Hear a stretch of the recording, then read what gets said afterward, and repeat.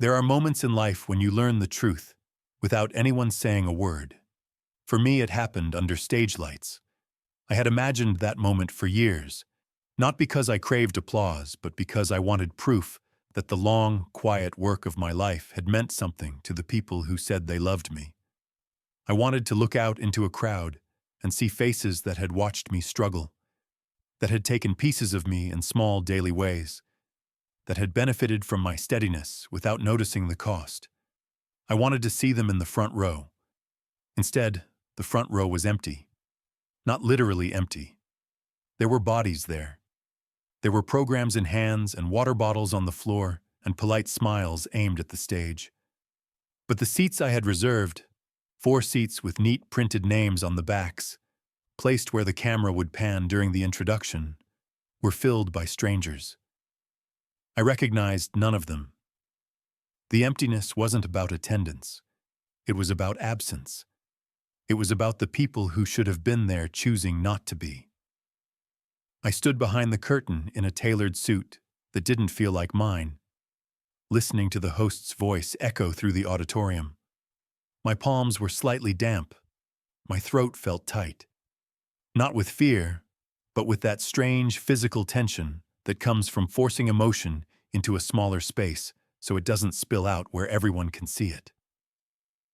My name is Daniel Kerr. I am 59 years old. I live outside Columbus, Ohio.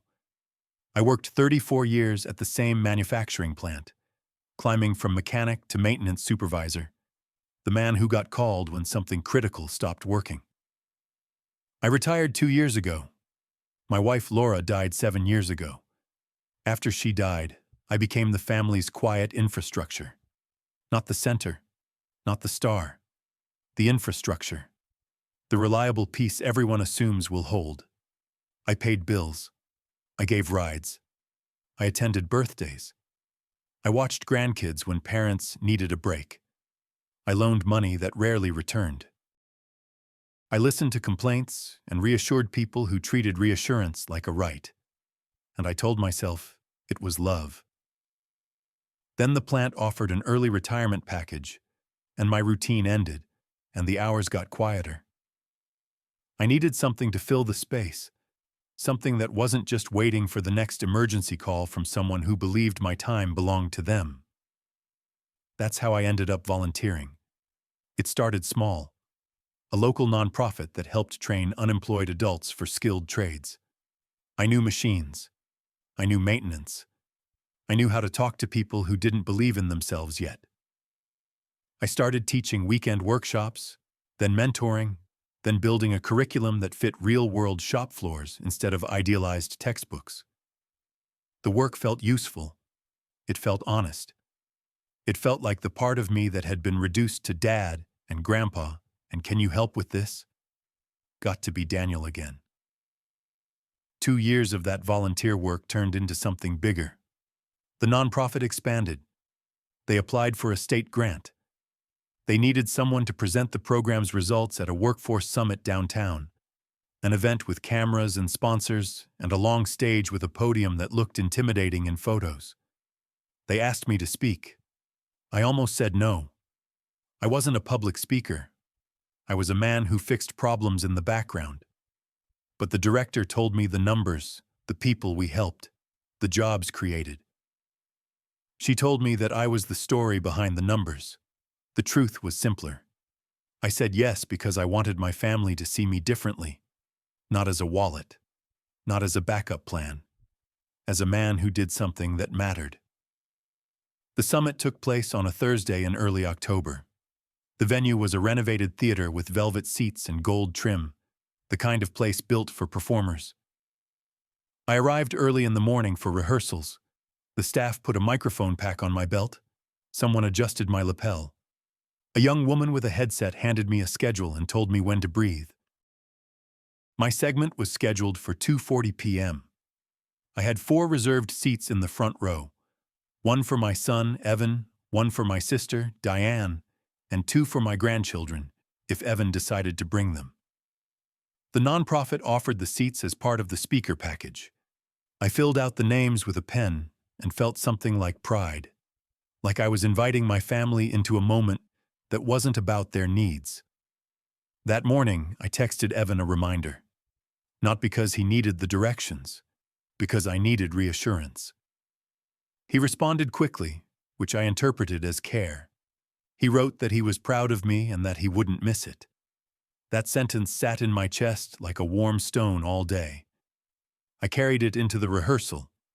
I carried it into the green room. I carried it into the quiet minutes before I was called on stage. At 2:35, I stood behind the curtain and listened to the host introduce the summit's purpose. I peeked through a gap in the fabric, scanning for my reserved seats. They were empty. The name cards were still on the backs, slightly crooked. The seats themselves were occupied by strangers who had moved into them like any seat in a theater, unaware that those chairs were meant for a family. I felt a small shock, quick and sharp, like a tool slipping in your hand. Then the second layer of shock, the realization that the strangers hadn't displaced my family. My family had never arrived.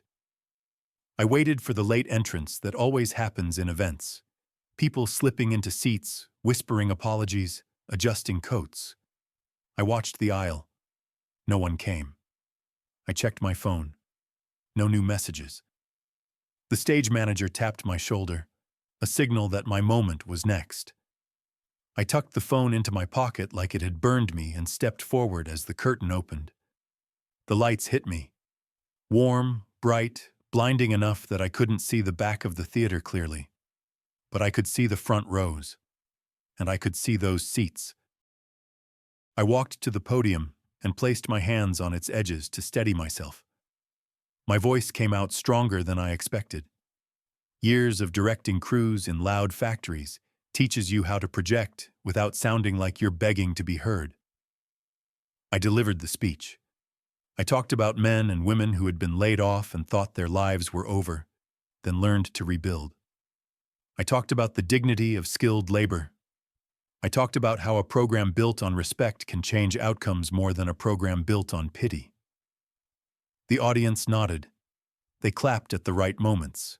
Cameras panned. A sponsor representative smiled. The director of the nonprofit watched me like she was proud.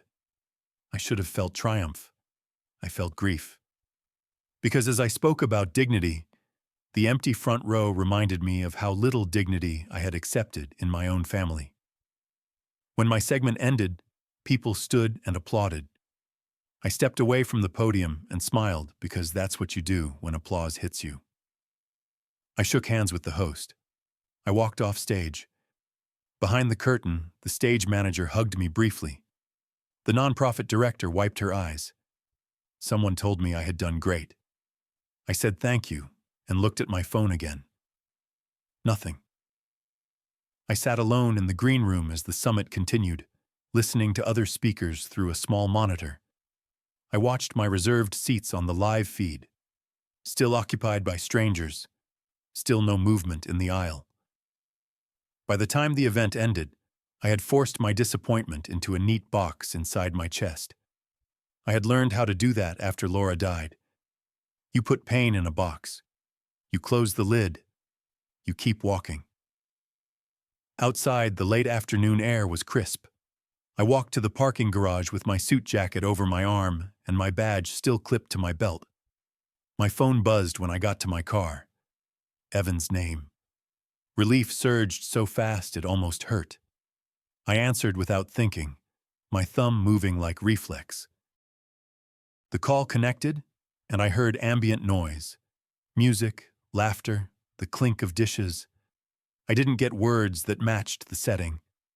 I got the soft, hurried rhythm of someone calling while they were busy. I got an apology shaped like an excuse.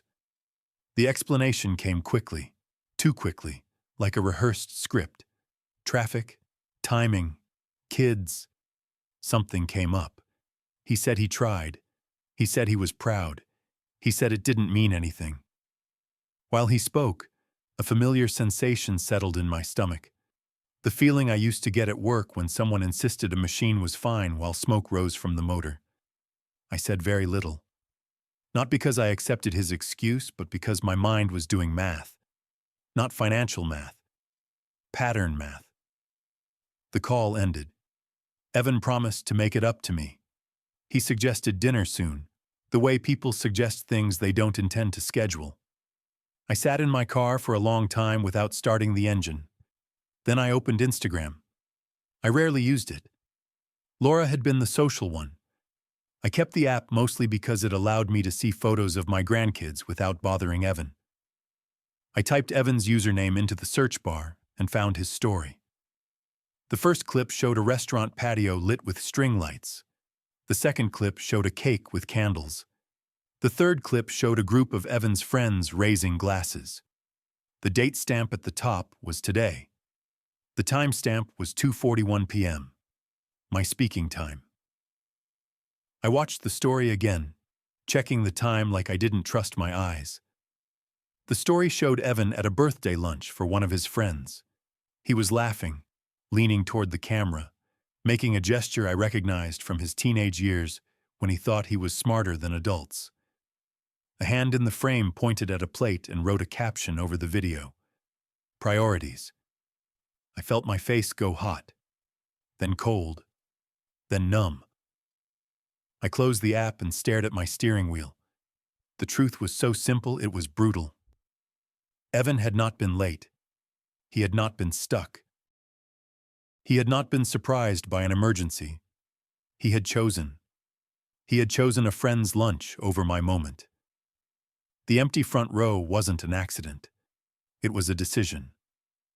The grief that followed wasn't theatrical.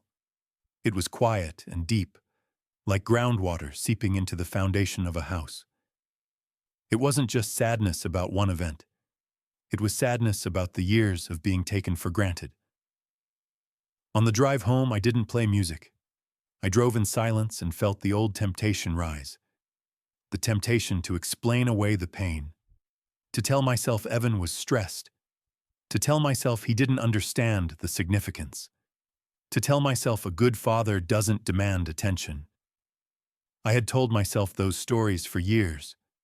They were comfortable lies. When I got home, my house greeted me with quiet. The porch light I had left on was still glowing. I stepped inside and set my badge on the kitchen counter like it was evidence from a crime scene. I poured a glass of water and didn't drink it. Instead, I opened my laptop and began looking at my bank account. I didn't begin with anger. I began with curiosity. How much of my life had I handed over to people who couldn't sit in a chair for me? The statement opened with neat rows of numbers. I scrolled and saw the familiar pattern. The bi-weekly transfer to Evan, labeled support. The autopay for his phone plan. The insurance payment. The occasional emergency transfer that always arrived with urgency and left with no explanation. I had built a system around my son's convenience. That night, the system looked obscene. I pulled up a spreadsheet and started totaling the last 12 months of help. It wasn't a perfect accounting. Some assistance was hidden in cash, some in purchases I made for the kids. But the spreadsheet gave me a truth I could not emotionally bargain with. $58,000 in 1 year, not including birthdays, not including Christmas, not including the times I bought groceries to help out or filled his gas tank just this once. $58,000, and he couldn't show up for a 20-minute speech. I sat back in my chair and felt something break. Not my love for him, but my willingness to be used. My phone buzzed again. Evan texted. He suggested dinner next week. He typed a smiling emoji. He wrote that he wanted to celebrate me. I stared at the message until the screen dimmed. Then I did something I had never done. I didn't respond. I opened my banking app. I turned off the recurring transfer. My thumb hovered over the confirmation button, and I expected guilt to flood me the way it always did when I imagined Evan struggling. The guilt did arrive, but it arrived with a new companion. Clarity. Clarity reminded me of the empty front row. Clarity reminded me of the timestamp on his story. Clarity reminded me that his life had been padded by my money, and he still chose to treat my time like disposable packaging. I confirmed. The transfer turned from active to canceled. Then I canceled the autopay for his phone plan. Then the insurance. Then I set a new rule in my banking app. No transfers over a small amount without in-person verification at the bank. I lowered daily limits. I turned on alerts. I secured my life the way I used to secure a plant after an incident. You don't wait for the next failure to prove the system is unsafe. I went to bed and slept deeper than I had in months. The next morning, my phone lit up with Evan's calls. I didn't answer. Then Diane called. I answered her because Diane had always been the family mediator, the person who believed conflict was a stain you scrub out instead of a fire you contain. Her tone was anxious, and she spoke the way people speak when they've already heard a story and decided who needs to be fixed. I didn't argue. I didn't present emotion. I presented facts. I sent her the screenshot of Evan's Instagram story with the timestamp. I sent her a photo of the reserved seat cards that the nonprofit had taken for the program. I sent her a screenshot of the annual total I had calculated. Then I waited. Diane called back later, and her voice sounded different. She didn't sound like a mediator anymore. She sounded like a sister who finally saw what her brother had been carrying. She asked how long it had been like this. That question hurt more than any accusation. I told her the truth. It had been like this for years. The empty front row wasn't a single betrayal. It was a summary. Over the next week, Evan changed strategies. The calls turned into messages that implied concern. He asked if I was okay. He wrote that I seemed off. He suggested I was overreacting. He framed my boundaries as a symptom of loneliness. That was the moment I understood what had been happening underneath everything. Evan didn't want relationship. Evan wanted access. He wanted access to my money and my schedule and my emotional labor. And when access was threatened, he used the oldest trick in the book. He made the problem about my stability, not his behavior. I documented everything, the way Sylvia Mercer, an attorney Diane recommended, told me to. Sylvia specialized in financial exploitation cases. She called Evan's behavior classic. That word hurt. It hurt because classic meant common, which meant I wasn't unlucky. I had been predictable. Generous fathers are predictable targets.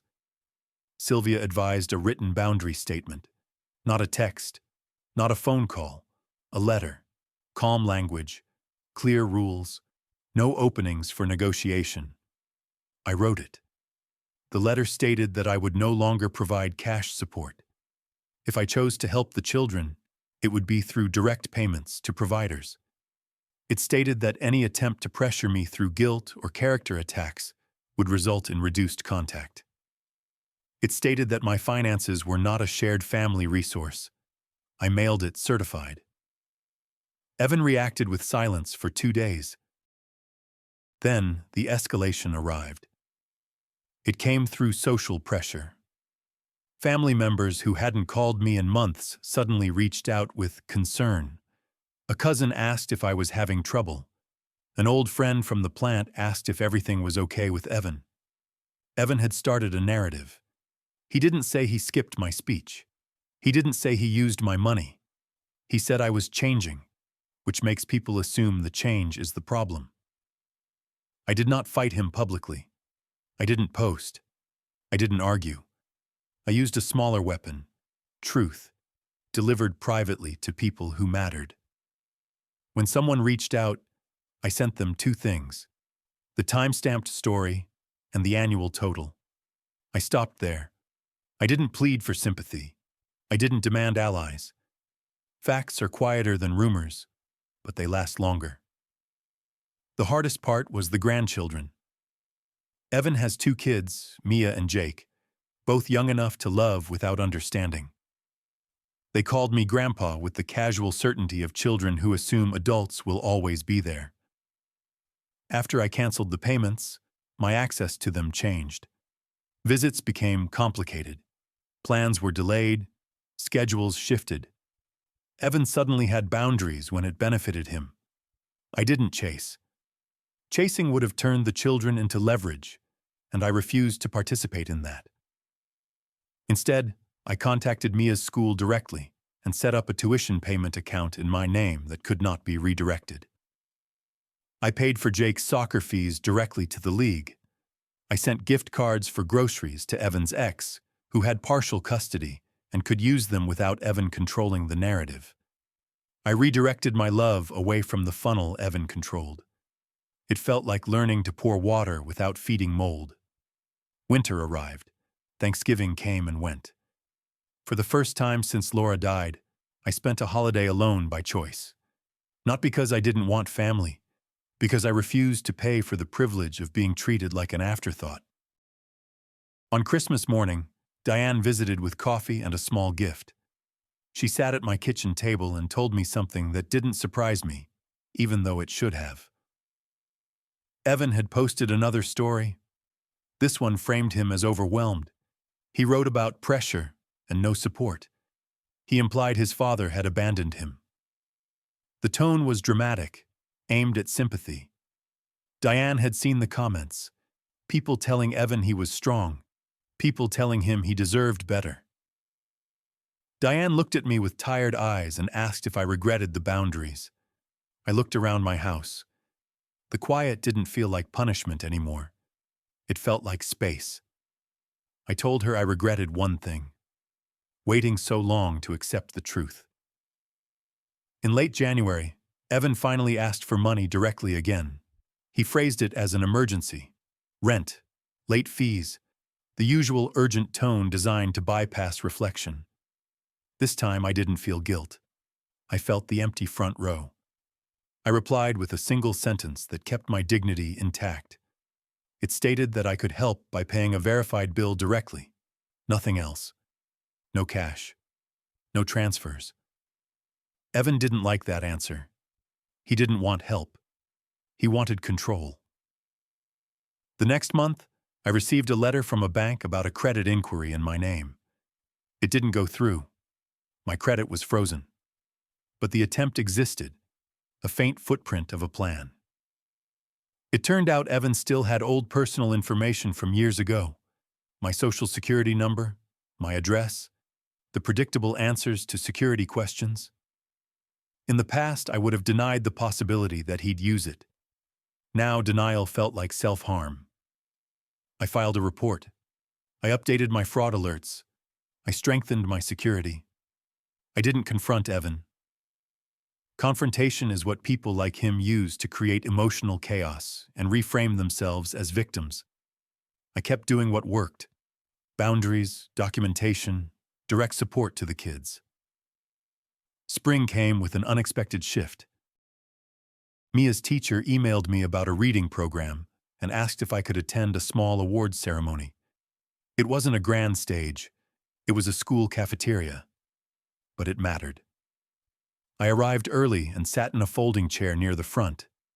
Not because I wanted attention, but because I wanted Mia to see someone show up. When Mia walked in and spotted me, her face lit up in a way that made my throat tighten. Children don't care about narratives. They care about presence. Evan didn't attend. He had work. Later I saw his story from a bar, a familiar pattern. The difference this time was that it didn't break me. It clarified. In June, Evan's ex called and told me Evan had started therapy. He had lost a job. He had run out of people to blame.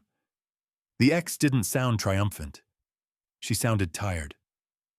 She asked if I wanted to see the kids more regularly, outside of Evan's control. I said yes. We set a simple routine. Saturday afternoons at a public park. No drama. No permission needed from Evan beyond custody schedules. The first Saturday, I sat on a bench and watched Mia and Jake run in circles and felt something in me loosen. Not forgiveness. Something else. Release. I had spent years trying to win Evan's respect with money, and I had lost myself in that effort. Now, by refusing to fund disrespect, I was finding a way to love the children without losing my dignity. In August, almost a year after the summit, the nonprofit held another event, smaller, local. They invited me again, not as a headline speaker, but as an honored mentor. I arrived and took a seat in the front row. This time, the seat beside me wasn't reserved for Evan. It was reserved for me. Mia sat on my other side, swinging her feet. Jake leaned into my arm and pointed at the stage lights. I watched the room fill and felt a quiet satisfaction. Not the satisfaction of revenge, the satisfaction of reality. I no longer measured my worth by who showed up for my moments. I measured my life by the choices I made when someone treated me like I was optional. The empty front row had hurt like a death, but it also revealed something I needed to know. Some people only show up when they can take something from you. When you stop giving, they call it cruelty. When you stop funding, they call it abandonment. When you stop performing your role, they claim you changed. They're right about one thing. You do change. You change when you finally see the truth. You change when you realize that love without respect is just a slow transaction. You change when you stop paying the price. I still remember the stage lights. I still remember the strangers in my seats. I still remember the timestamp on Evan's story, the way it matched my speaking time with cruel precision. That memory doesn't make me bitter now. It makes me careful. It makes me honest. It reminds me of the moment I stopped trying to earn a place in my own life. END.